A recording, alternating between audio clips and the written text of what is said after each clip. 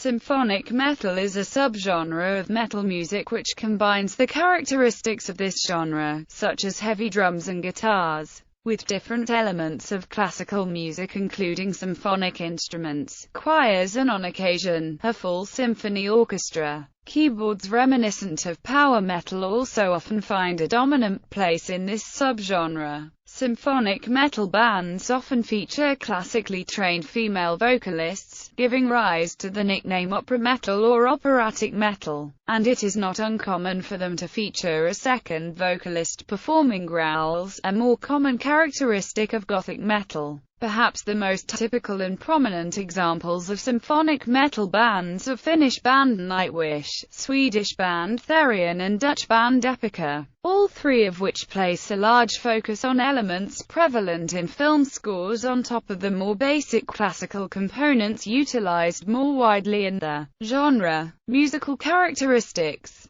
The main musical influences on symphonic metal are early gothic metal, power metal and symphonic rock. Music workstation keyboards and orchestras are often the focal point of the music, which, in essence, distinguishes the subgenre from other metal subgenres. Other instruments including guitars, bass and drums typically play relatively simple parts in contrast to the complex and nuanced keyboard and/or orchestral parts. Bands that do not use live orchestral instrumentation on their recordings or when playing live typically utilize factory presets on workstation keyboards to conjure up a pseudo-orchestral sound, where parts are played idiomatically according to keyboard technique. This is particularly characteristic of less-known bands on tighter budgets. Some symphonic metal bands abstain from using keyboards entirely, choosing to use orchestral backing tracks,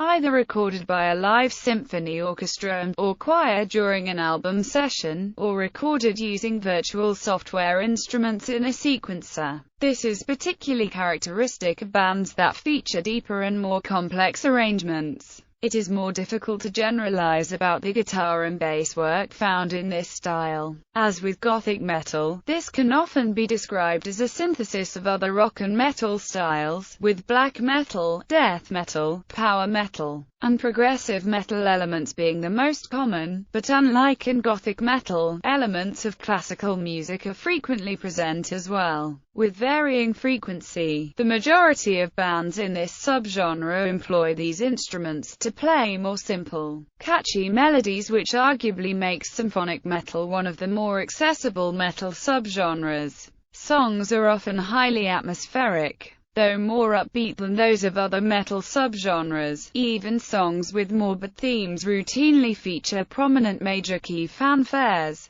Particularly central to creating mood and atmosphere is the choice of keyboard sounds. Lyrics cover a broad range of topics. As with two of symphonic metal's otherwise most dissimilar influences, power metal and opera, fantasy and mythological themes are common. Concept albums styled after operas or epic poems are not uncommon. Bands in this genre often feature a female lead vocalist, most commonly a soprano. There is sometimes a second male vocalist, as is also common in gothic metal. Growling, death metal style vocals are not unknown, but tend to be used less frequently than in other metal genres that make use of this vocal style. Further backup up to and including a full choir is sometimes employed. It is very common for bands, almost exclusively female-fronted bands, to feature operatic lead vocals. Such bands can be referred to as operatic symphonic metal and include the likes of Nightwish, Epica, Haggard, Therion, Operatica, Dremora,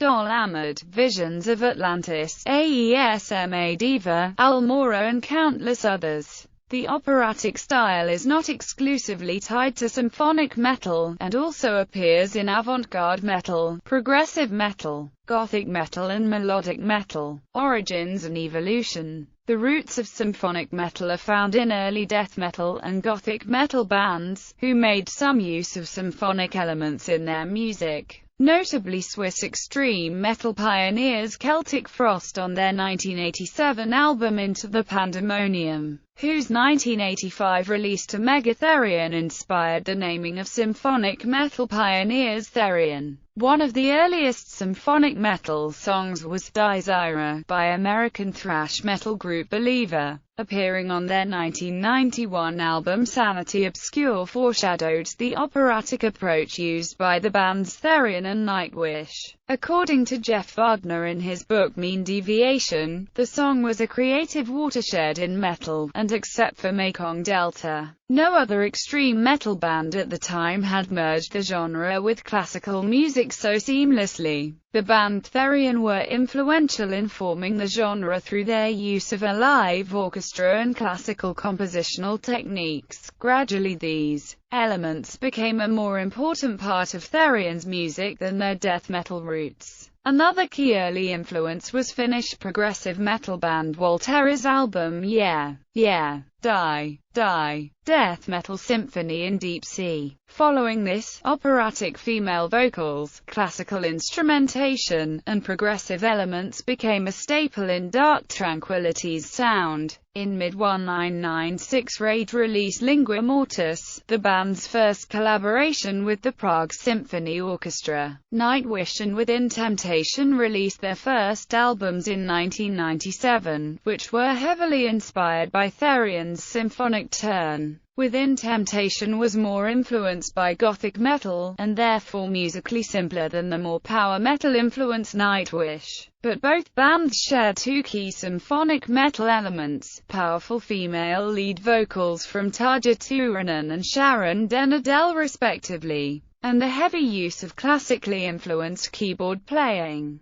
Haggard, which started as a progressive death metal band, had released some demos and EPs some years ago using only their death metal style, but in 1997, they went a step forward. They chose to change their style and to turn it into a mix of classical music with real classical and medieval instruments such as violin, viola, cello, flute, oboe, clarinet, crumb horn, keyboards and death metal, releasing their first symphonic metal studio album. Many new symphonic metal bands appeared or came to wide attention in the early to mid-2000s, including Rainfall Within, After Forever, Epica, Delane, Leaves Eyes, Xandria, and Eden Bridge, all featuring the characteristic keyboards and female vocals. Power metal, with its relatively upbeat fantasy themes and stylized keyboard sounds, tended to be an important influence on these groups. The term symphonic metal has sometimes been applied to individual songs or albums by bands that are primarily death metal, doom metal, gothic metal, power metal, or black metal. For example, renowned black metal act Dimmu Borgir, who Simone Simons of Epica personally referenced as an inspiration. While this article has mainly discussed symphonic metal as a distinct subgenre, it is worth noting that the term is sometimes used to describe stylistic elements that can be found in nearly any heavy metal subgenre. Symphonic metal subgenres.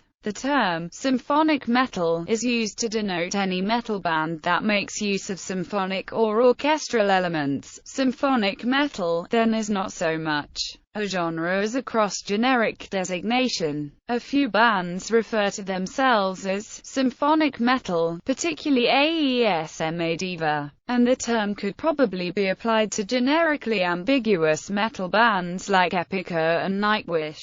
Symphonic black metal. Symphonic black metal has similar components as melodic black metal, but uses keyboarding or instruments normally found in symphonic or classical music. It can also include black metal bands that make heavy usage of atmospheric keyboarding in the music, akin to symphonic metal or gothic metal. The symphonic aspects of this genre are normally integral parts of a band, and as such are commonly used throughout the whole duration of a song. The prototypical symphonic black metal bands are Dimmu Borgir, Emperor and Karak Green. Symphonic power metal. Symphonic power metal refers to power metal bands that make extensive usage of keyboards, or instruments normally found in classical music similar to symphonic metal. These additional elements are often used as key elements of the music when compared to normal power metal, contributing not only an extra layer to the music, but a greater variety of sound. Bands in this genre often feature clean vocals, with some bands adding relatively small quantities of screams or growls.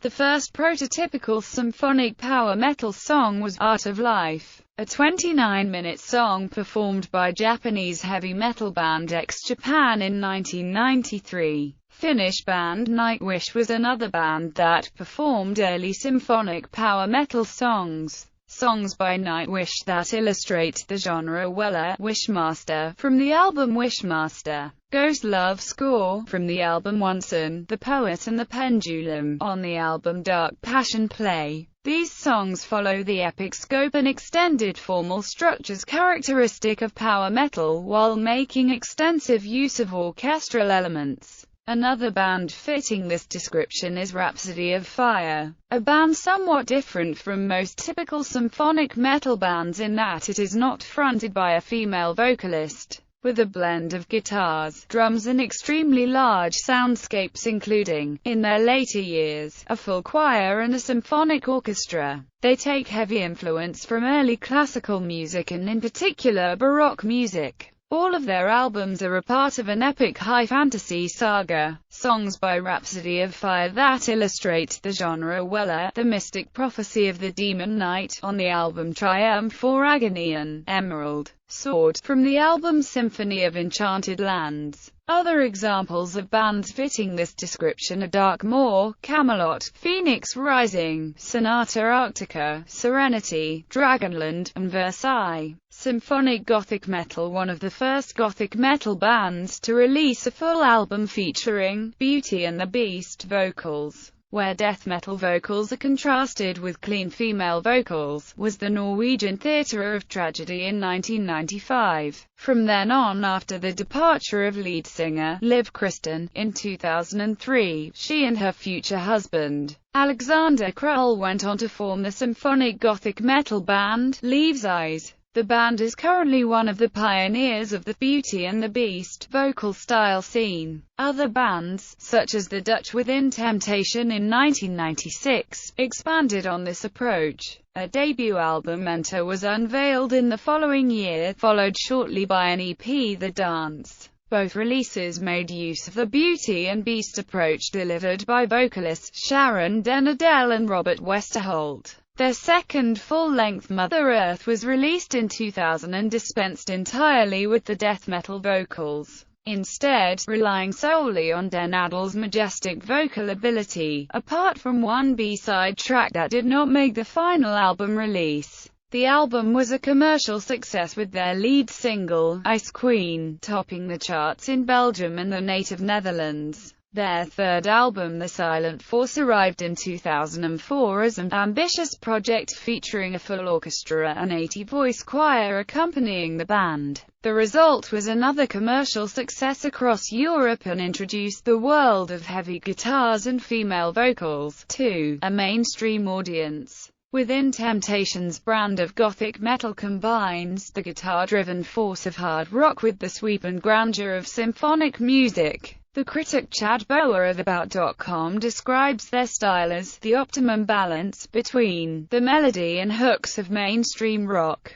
the depth and complexity of classical music, and the dark edge of Gothic metal. The commercial success of Within Temptation has since resulted in the emergence of a large number of other female-fronted Gothic metal bands, particularly in the Netherlands. Another Dutch band in the symphonic Gothic metal strain is After Forever. Their debut album Prison of Desire in 2000 was a courageous, albeit flawed first study into an admittedly daunting undertaking, to wed heavy metal with progressive rock arrangements and classical music orchestration, then top it all with equal parts gruesome Cookie Monster vocals and a fully qualified opera singer. Founding member, guitarist and vocalist Mark Jansen departed After Forever only a few months after the release of this album. Janssen would go on to form Epica, another Dutch band that performs a blend of gothic and symphonic metal. A debut album, The Phantom Agony, emerged in 2003, with music that combines Janssen's death grunts with the angelic tones of a classically trained mezzo-soprano, Simone Simons, over a lush foundation of symphonic power metal. The music of Epica has been described as a combination of a dark, haunting gothic atmosphere with bombastic and symphonic music. Like Within Temptation and After Forever, Epica has been known to make use of an orchestra. Their 2007 album The Divine Conspiracy was a chart success in their home country. This blend of symphonic and gothic metal has also been arrived at from the opposite direction.